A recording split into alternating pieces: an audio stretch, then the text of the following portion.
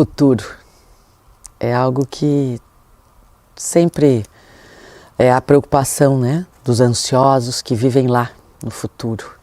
Nós chamamos de Guruji Haidhyana carinhosamente, é da onde o despertar de todos esses estudos começou e é onde surgiu, né, o Instituto Interlim, que traz essa proposta que não é nossa, que é de Dr. Wilson McGregor, que organizou, ensinou. Eu sempre digo no livro que foi escrito sobre nossa caminhada, nossa jornada, eu sempre digo que foi aos pés dele, né? Sentada, ouvindo, anos após anos, estudando, indo para o laboratório, estudar, vivenciando. E era uma pergunta que muitos faziam a ele, né? Como é que será o futuro da humanidade? Será que alguém vai vir nos salvar? Será que a crença, toda essa fé estimulada pela crença das religiões, das filosofias orientais, vão tirar a humanidade desse corredor de abismo que nós estamos entrando, que não precisa ser muito inteligente para observar que a política, a economia, as guerras espalhadas pelo mundo estão se infiltrando no nosso meio, num mundo de incertezas que gera essa ansiedade e que cada vez cala mais profundamente essa necessidade de saber: haverá futuro? Que futuro nós teremos? Se houver, que futuro nós teremos?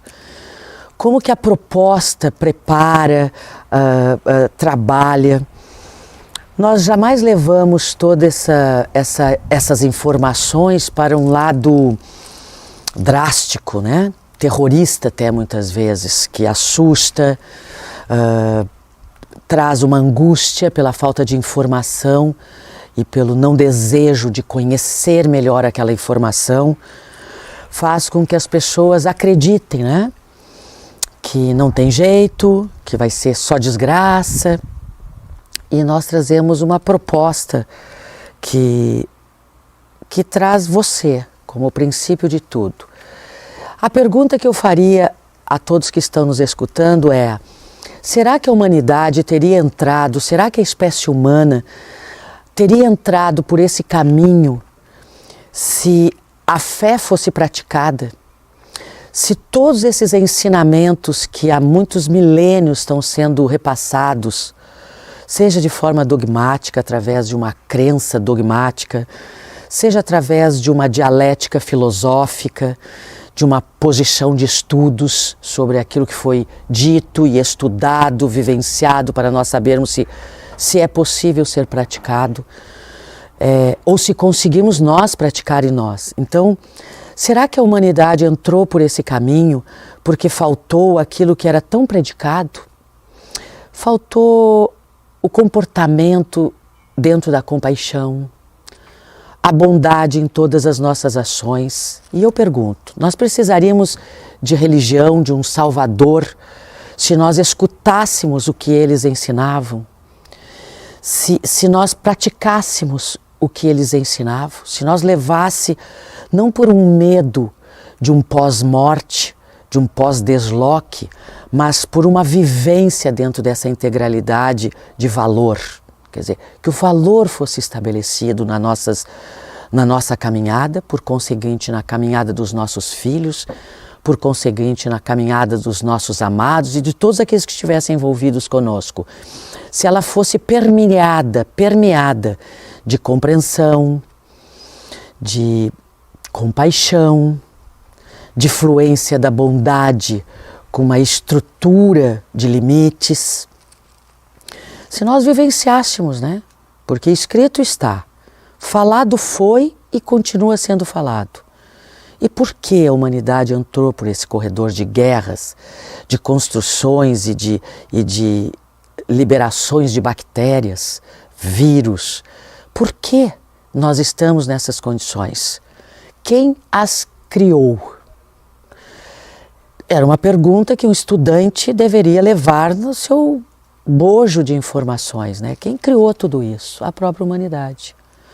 A própria humanidade, quando ela encheu-se de poder, e o poder, ele quer cada vez mais poder, ela escreveu, ela foi escrevendo no diário do seu viver, transmitindo em gerações a hipocrisia, as expectativas geradas e a falta de amor, porque se não eram cumpridas as expectativas, havia os conflitos familiares, os conflitos entre as relações, entre as nações, o conflito entre as nações, ela é a falta de compaixão. O conflito das nações, os roubos, todos esses envolvimentos estão colocados, expostos aí em redes que não cabe nós dizer certo ou errado, que conduziu a esse corredor. Ele é fruto de uma emanação da falta que está havendo na espécie humana, daquilo que os mestres, os grandes viajantes, há milênios vêm tentando ensinar e que a espécie humana não está conseguindo praticar. Então ela fala, o nosso ver, a nossa posição de observadora, é que nós vemos e com as experiências que nós vivemos dentro de universidades, do nosso trabalho, dos nossos convívios, é muita fala do amor, muita fala de como as pessoas deveriam agir e que isso é certo, isso é errado, isso é condenável, isso é pecado. E ali já está a própria posição da falta de compreensão. E se não há compreensão, não está estabelecido nesse espaço o amor. Se nós não estivermos alerta diariamente aos nossos pensamentos, à forma que nós estamos agindo em nosso comportamento, nós não podemos modificar. E se nós, que somos únicos, não podemos modificar a nós mesmos, o que nós podemos esperar de uma humanidade? Que é a reunião dessa unidade. Então, a reunião dessa unidade forma todo esse trabalho ou esse nome, essa antropologia que traz humanidade. Uma espécie que entre os reinos foi dado a ela as condições de cuidar da Gaia, de cuidar das demais espécies e de cuidar dos seus semelhantes. E não o fez. Não o fez a nível de humanidade. Talvez alguns espaços, né, estão sendo construídos e mantidos nesse amor, compreensão, nessa harmonia de relacionamentos. Tivemos várias experiências onde nós podemos trabalhar com as pessoas nos exercícios propostos por essa belíssima mensagem herdeliana e há alguns exercícios, né? Guruji nunca gostou que chamasse de técnicas, então ficou exercícios. E depois desse trabalho todo desenvolvido durante um dia, às vezes algumas horas, as pessoas nos colocavam: Zahri, nós gostaríamos de que isso permanecesse, nós queríamos permanecer nessa frequência que foi estabelecida, trabalhada para nós estarmos agora.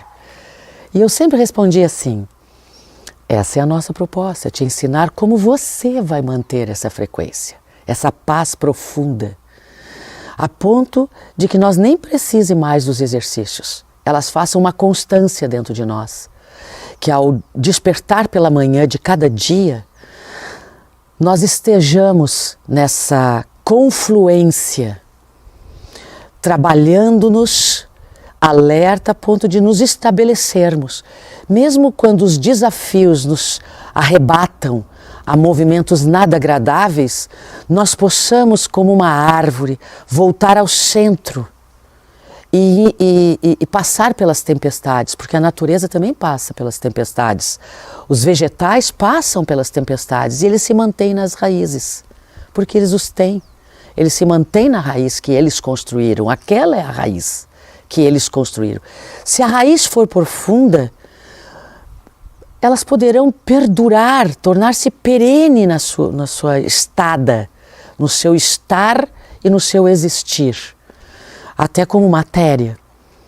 E se ela for perene, além do seu existir, ela vai poder permanecer quando a sua matéria, toda essa estrutura não estiver mais aqui. Então, sempre haverá futuro. Independente das tempestades, Nós não estamos num fim de mundo, como muitas vezes é predicado, nós estamos num fim de um tempo pensamento. Quer dizer, algumas coisas que foram pensadas vão deixar de existir naquela forma que foi pensada. Alguns preconceitos vão ter que ser repensados e ver que eles não têm necessidade mais de existir, e que isso deixa de existir o amor, isso deixa de existir a compreensão, então eles não são necessários para esse novo movimento da humanidade. Esse conceito torna-se arcaico, bolorento, como dizia o Guruji, não tem fundamento epistemológico, não tem fundamento filosófico, por conseguinte, não tem fundamento ontológico. Então, que são as bases, né, desse grande ensinamento, a ontologia, a filosofia, a ciência. Nós precisamos primeiro estudar muito bem para depois nós termos uma posição a colocar, e não um achismo, que é fruto daquilo que foi tomado pela informação, mas não foi estudado, não foi vivenciado, não tem resistência, não tem raízes, não tem fundamento. Aquilo que não tem fundamento, como a fé, não deve existir, não vai existir nas tempestades. Então uma fé, ela é testada também, ela é o firme fundamento.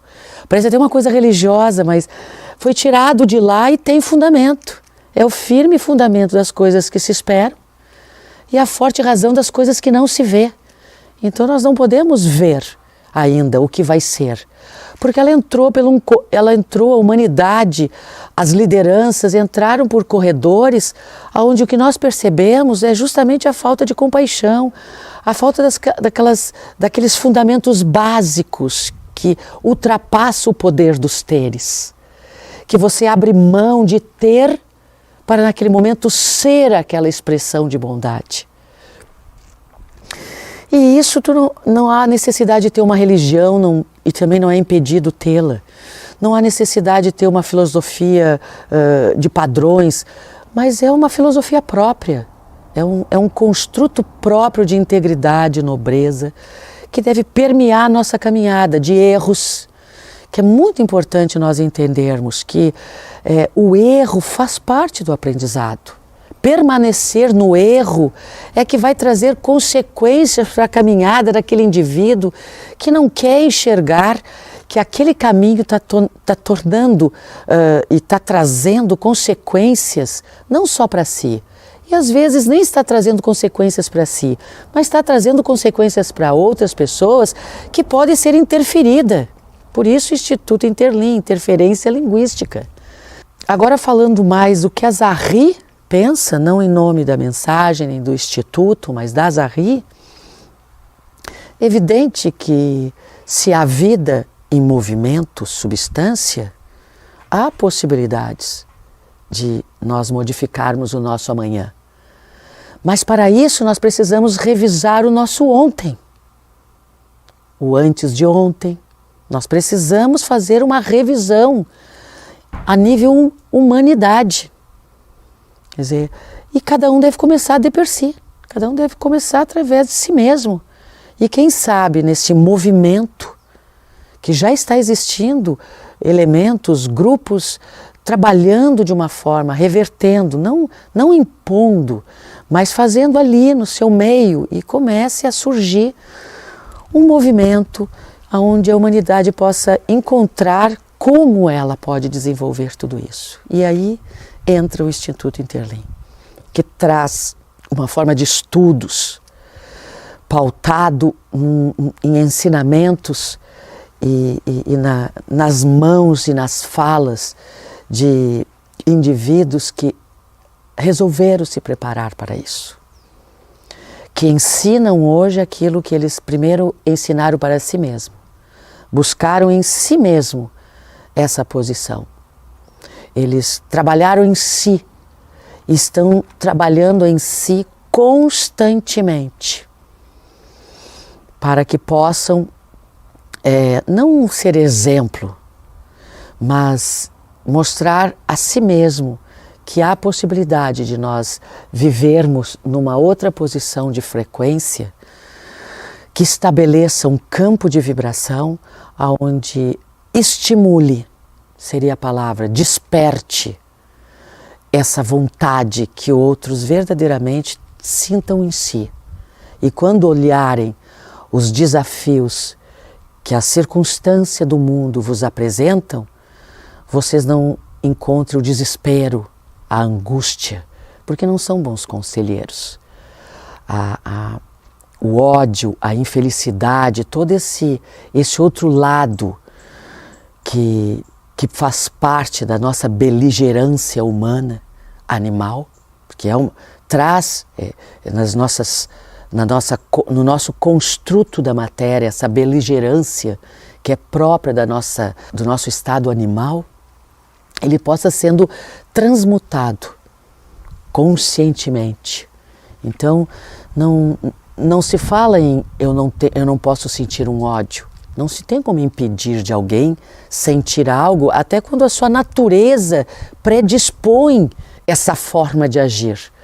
Mas ele pode estar alerta, sim, ela pode estar alerta e fazer que amenize na sua expressão e compreenda que o ódio, que o desamor, que as escolhas egoístas, elas interferem e podem fazer um futuro não bom para mim, para os meus amados e para toda a humanidade. Então começa por você. Se vai existir salvação, talvez você, ou unicamente você, seja a salvação de toda a humanidade.